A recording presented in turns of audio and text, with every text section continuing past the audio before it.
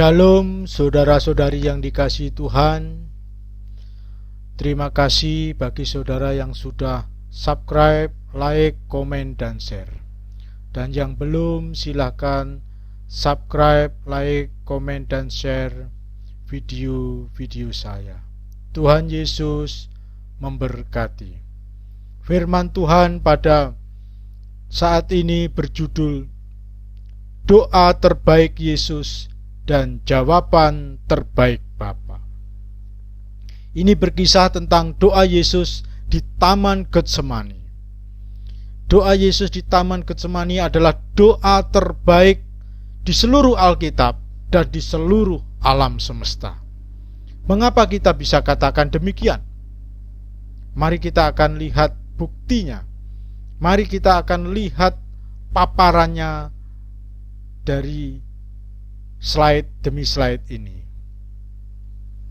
Seringkali saudara-saudari yang dikasihi Tuhan, ada doa-doa yang salah namun dianggap yang benar, yaitu doa dan jawabannya sesuai dengan keinginanku. Banyak orang berpikir doa Kristen seperti itu. Banyak pendeta juga ada yang mengajarkan demikian. Itu tidak benar, saudara-saudari yang dikasihi Tuhan. Doa terbaik bukanlah jawabannya sesuai dengan keinginan kita, melainkan sesuai dengan kehendak dan hikmat daripada Allah itu sendiri, menjawab segala keinginan dan kerinduan hati kita. Biarkanlah Bapa, sumber bijaksana, sumber segala jawaban, sumber hidup kita, yang maha tahu kehidupan kita dari awal sampai akhirnya, memberikan jawaban yang terbaik atas segala permohonan dan permintaan kita, atas segala yang kita panjatkan kepadanya. Ini adalah gambar Taman Getsemani di masa sekarang. Dan pada zaman dulu, ketika Yesus masih ada di bumi, Yesus berdoa di taman itu, di Taman Getsemani.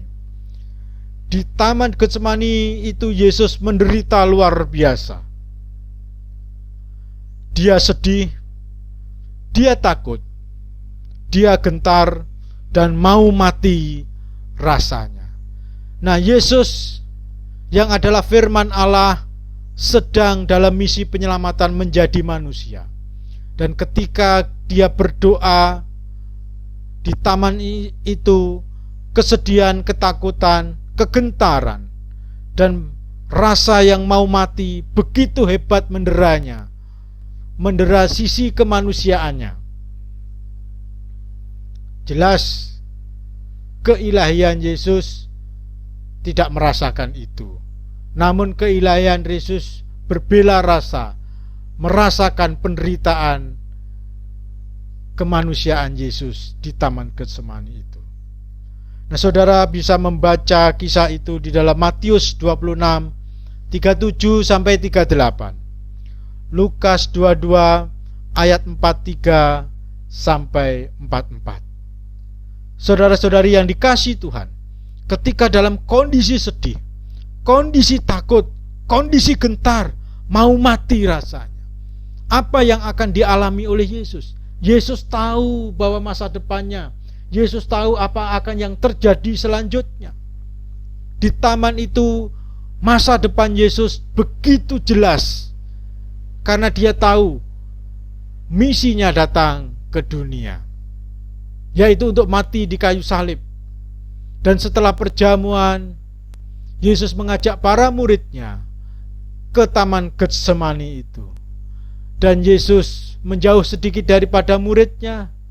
Dia berdoa di sana dengan perasaan sedih, perasaan takut, perasaan gentar, mau mati rasa yang dia rasakan itu. Nah, saudara-saudari yang dikasihi Tuhan, kalau saudara di dalam kondisi yang kritis dan saudara tahu bahwa sebentar lagi saudara akan mati, apa yang akan saudara minta kepada Tuhan? Tentu saudara tidak akan minta kekayaan. Tentu saudara tidak akan meminta rumah, tidak meminta pangkat yang tinggi, tidak meminta harta benda, melainkan saudara meminta untuk tetap hidup. Yesus mengalami kesedihan, ketakutan, kegentaran yang luar biasa, yang rasa yang mau mati, karena memang besok dia harus mati menanggung hukuman dosa. Dan itu rasa seperti ini tidak bisa kita alami, tidak bisa kita merasakan apa yang dirasakan Yesus. Para muridnya pun tidak tahu, malah para muridnya enak tidur, ketiduran di taman situ, sementara Yesus bergumul begitu berat. Luar biasa pergumulan itu, dikatakan dengan kata sedih, takut, gentar, mau mati rasanya. Nah, saudara-saudari yang dikasihi Tuhan, di tengah kondisi yang kalut, yang penuh ketakutan, kesedihan, kegentaran menghadapi maut itu, sisi kemanusiaan Yesus berdoa kepada Allah Bapa. Dan inilah menjadi doa yang terbaik di Alkitab dan di seluruh alam semesta. Dikatakan di dalam Matius 26 ayat 39. Ya Bapakku, jikalau sekiranya mungkin, biarlah cawan ini lalu daripadaku. Tetapi janganlah seperti yang ku kehendaki, melainkan seperti yang engkau kehendaki. Di sini Yesus memohon dengan sangat kepada Bapanya, untuk kemungkinan Bapanya melepaskan cawan penderitaan, yaitu salib kematian, salib menanggung hukuman dosa. Yesus yang suci menanggung hukuman dosa-dosa manusia. Yesus yang benar dikorbankan bagi kita yang berdosa. Disitulah perasaan yang sedih luar biasa, takut yang luar biasa, gentar dan mau mati itu dialami oleh Yesus. Dan di dalam kondisi yang demikian, Yesus tetap berdoa dengan memohon kemungkinan Bapa melepaskannya dari penderitaan salib itu. Namun frase terakhir dia mengatakan, melainkan seperti yang engkau kehendaki. Jikalau sekiranya mungkin, biarlah cawan ini lalu daripadaku. Tetapi janganlah seperti yang ku kehendaki, melainkan seperti yang engkau Bapa kehendaki. My Father, if it be possible, let this cup pass from me. Nevertheless, not as I will, but as you will. Terjemahan bahasa Inggris ESV. Lalu doa yang kedua, ya Bapakku, jikalau cawan ini tidak mungkin lalu, kecuali apabila aku meminumnya, jadilah kehendakmu. Ada perubahan kalimat sedikit, ada perubahan nuansa daripada doa Yesus ini di dalam Matius 26 ayat 42. Daripada yang pertama tadi kepada yang kedua ini ada perbedaan. Ya Bapakku, jikalau cawan ini tidak mungkin lalu, kecuali apabila aku meminumnya, jadilah kehendakmu. Tadi yang pertama Yesus berdoa, jikalau sekiranya mungkin cawan ini lalu daripadaku. Namun yang kedua Yesus berdoa, ya Bapakku, jikalau cawan ini tidak mungkin lalu, kecuali aku harus meminumnya, jadilah kehendakmu. Saudara bisa merasakan perbedaan nuansa ini. Yesus berdoa yang pertama, jikalau mungkin cawan ini berlalu daripadaku, penderitaan ini berlalu. Yang kedua, jikalau cawan penderitaan ini tidak mungkin berlalu, kecuali aku harus meminumnya, jadilah kehendakmu. Luar biasa, ada penyerahan Yesus. Tetap dia serahkan semuanya kepada kehendak Bapa. Hatinya yang begitu takut, gentar, seperti mau mati, penuh kesedihan yang luar biasa itu, tetapi dia tetap menyerahkan semuanya kepada kehendak Bapa. Jikalau cawan itu mungkin lalu daripadanya, Jikalau tidak mungkin lalu, biarlah kehendak Bapa yang terjadi. Saudara bisa merasakan betapa berat, luar biasanya memikul dosa-dosa manusia melalui penyaliban itu, penderitaan itu. Sehingga Yesus pada malam itu sebelum dia ditangkap, dia bergumul dan tetap berusaha menyerahkan, percaya bahwa kehendak Bapanya yang terbaik, menyerahkan pergumulan itu kepada kehendak Bapanya, bukan dirinya sendiri. My Father, if this cannot pass unless I drink it, your will be done. Bapakku, jika ini tidak berlalu kecuali aku harus meminumnya, kehendakmu terjadilah. Saudara yang dikasihi Tuhan, tidak bisa dibayangkan kecuali penyerahan total, kebersandaran total, dan percaya total kepada Allah Bapa, kita tidak bisa berdoa seperti Yesus. Jadilah kehendak-Mu. Di tengah situasi, kondisi, di tengah keadaan, suasana hati, dan suasana keadaan yang begitu berat, Yesus berserah kepada Bapanya. Yesus menyerahkan semuanya. Biarlah kehendak Bapa yang terjadi melalui dirinya di dalam hidupnya, yaitu kematian di kayu salib. Menarik untuk kita melihat di dalam catatan Markus, Injil Markus dan Lukas. Markus 14 ayat 36, ayat-ayat paralel daripada doa Yesus di Taman Getsemani. Markus mencatat demikian. Kata Yesus, "Ya Aba, ya Bapa, tidak ada yang mustahil bagimu. Ambillah cawan ini daripadaku." Markus menuliskan demikian, "Ya Aba, ya Bapa, tidak ada yang mustahil bagimu. Ambillah cawan ini daripadaku."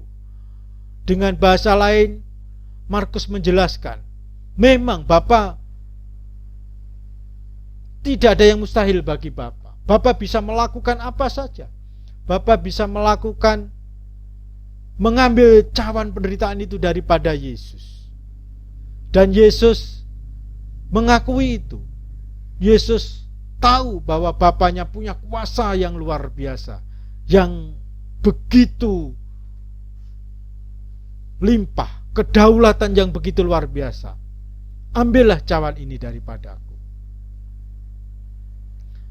Lalu di dalam Lukas 22 ayat 43 dituliskan demikian, "Ya Bapakku, jikalau engkau mau, ambillah cawan ini daripadaku, tetapi bukanlah kehendakku." Nah, saudara-saudari yang dikasihi Tuhan, ya Bapakku, jikalau engkau mau, ambillah cawan ini daripadaku. Jikalau Bapa mau, bisa Bapa mengambil. Tidak ada yang mustahil bagi Bapa, bagi Allah Bapa untuk mengambil cawan penderitaan itu daripada Yesus, sehingga Yesus tidak perlu mati di salib. Tetapi Yesus tetap berserah kepada Bapanya, tetapi bukanlah kehendakku. Nah, di sini yang selalu ditekankan, bukan kehendakku tetapi kehendakmu. Bapa sanggup mengambil cawan ini. Tidak ada yang mustahil bagi Bapa. Tuhan bisa, Allah Bapa bisa, punya kuasa kedaulatan yang penuh atas alam semesta, atas segala rancangan dan ketetapannya. Tetapi Yesus berdoa mengajarkan, tetapi bukanlah kehendakku. Bukan kehendakku, tetapi kehendakmu ya Tuhan. Father, not my will but yours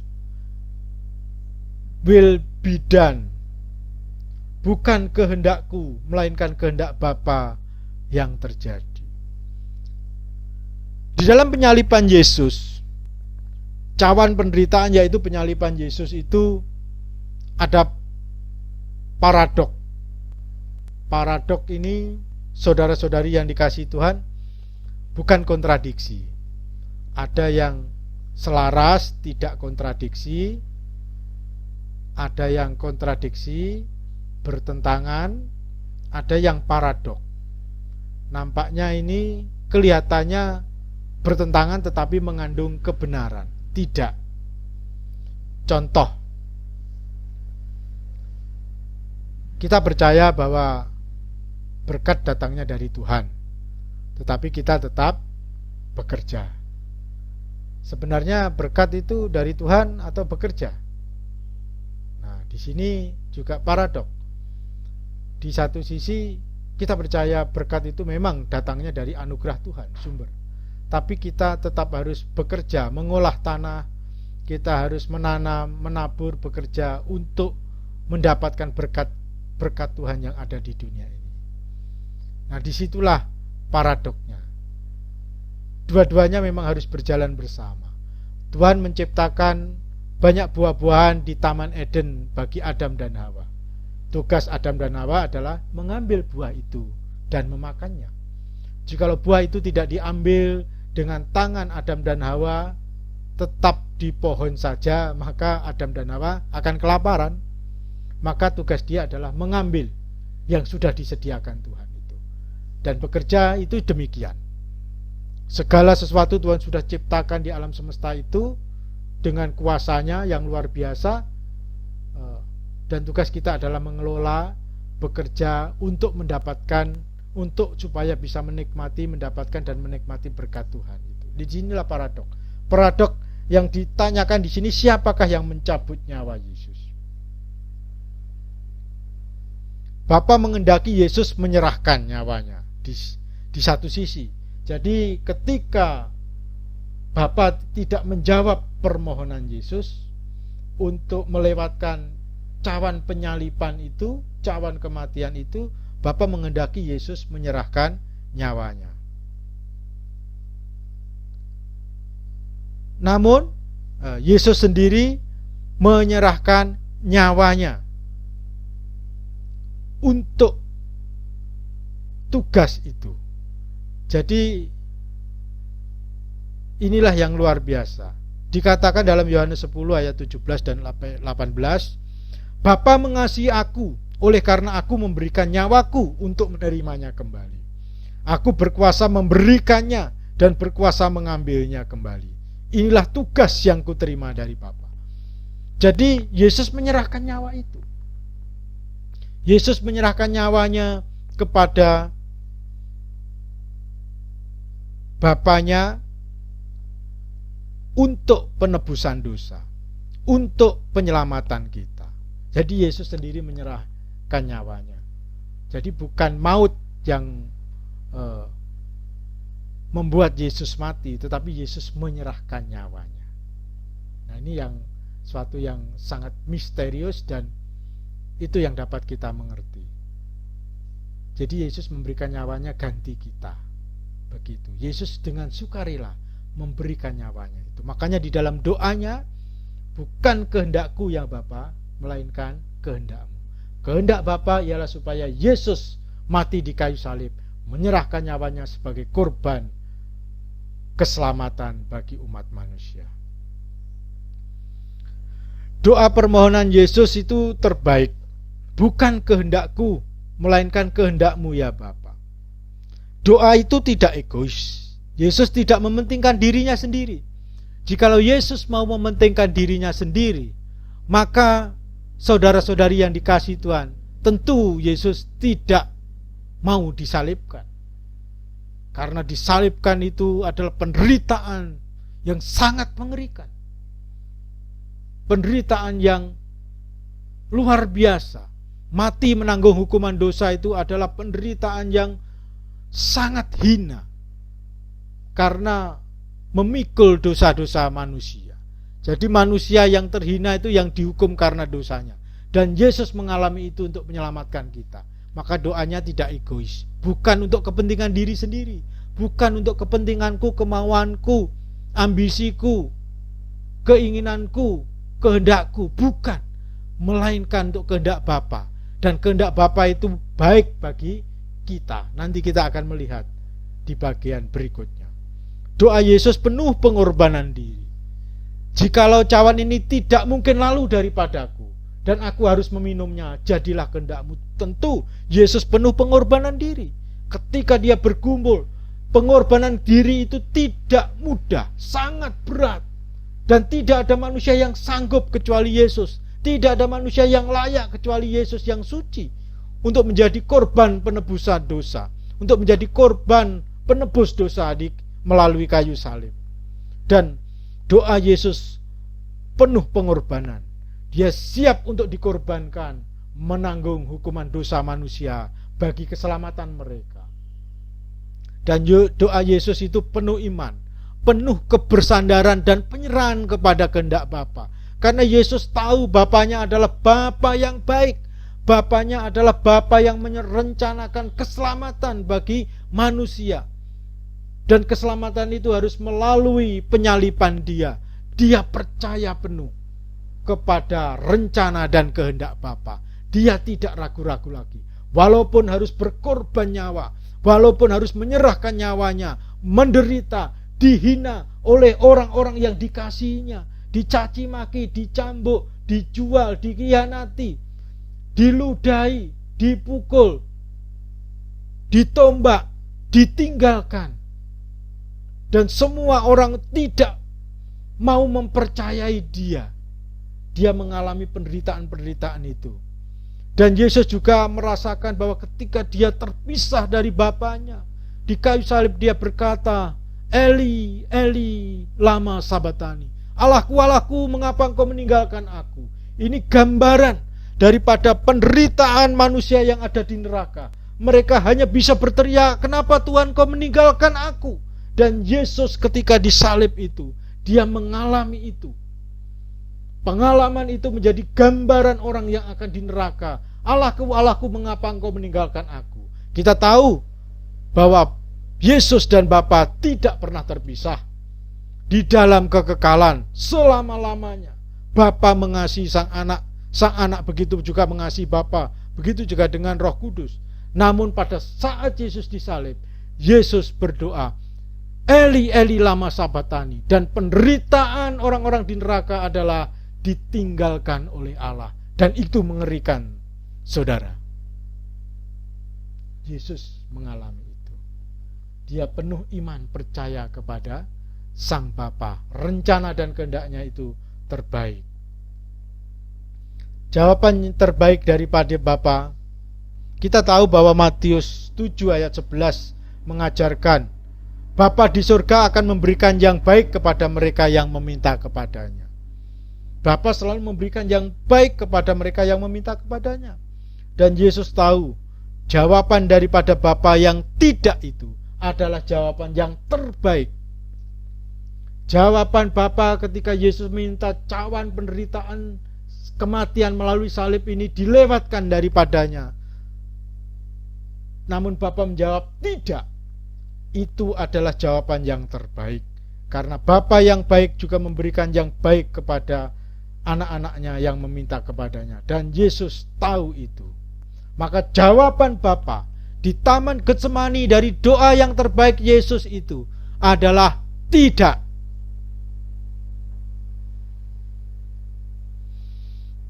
Saudara-saudari yang dikasihi Tuhan,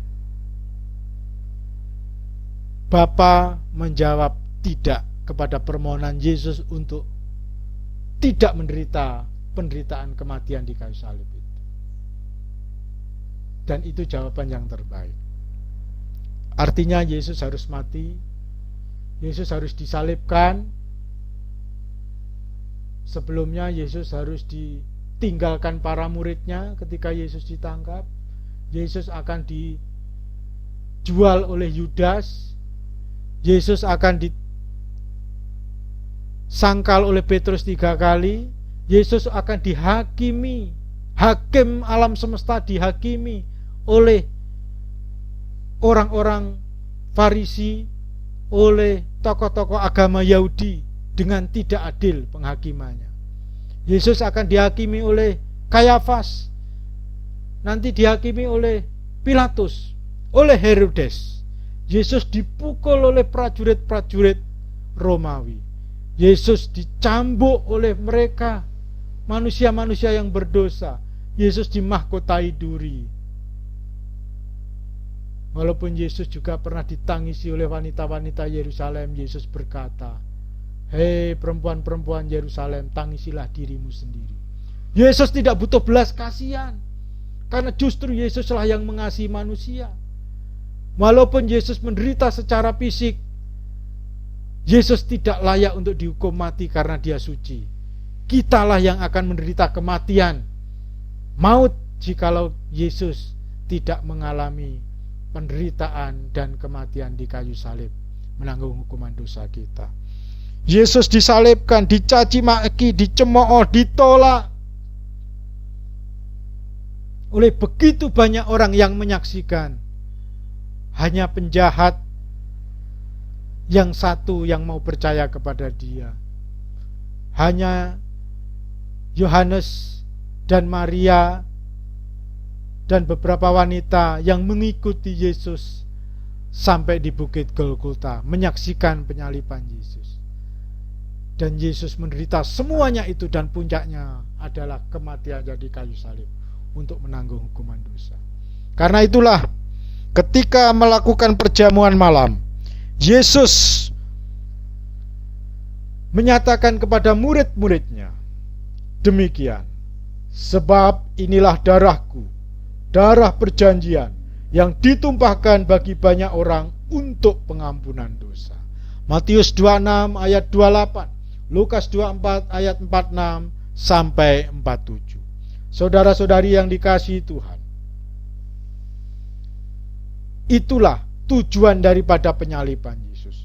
Darah yang ditumpahkan, nyawa yang dikorbankan, kehidupan yang dihancurkan demi penebusan dosa, supaya setiap orang beroleh pengampunan dosa melalui kuasa penyaliban, kuasa kematian, kebangkitan, dan kenaikannya. Saudara yang dikasihi Tuhan, jadi hasil jawaban tidak daripada Bapa itu bagi keselamatan kita. Jadi hasil ketika Bapa menjawab tidak bagi permintaan Yesus di kayu salib itu, hasilnya itu bagi kebaikan kita, bagi keselamatan kita, supaya melalui penyaliban Yesus, pengorbanan Yesus itu ada jaminan pengampunan dosa, supaya kita yang percaya kepadanya itu tidak dihukum di neraka kekal. Kita bebas dari penghukuman karena kita sudah percaya Yesus.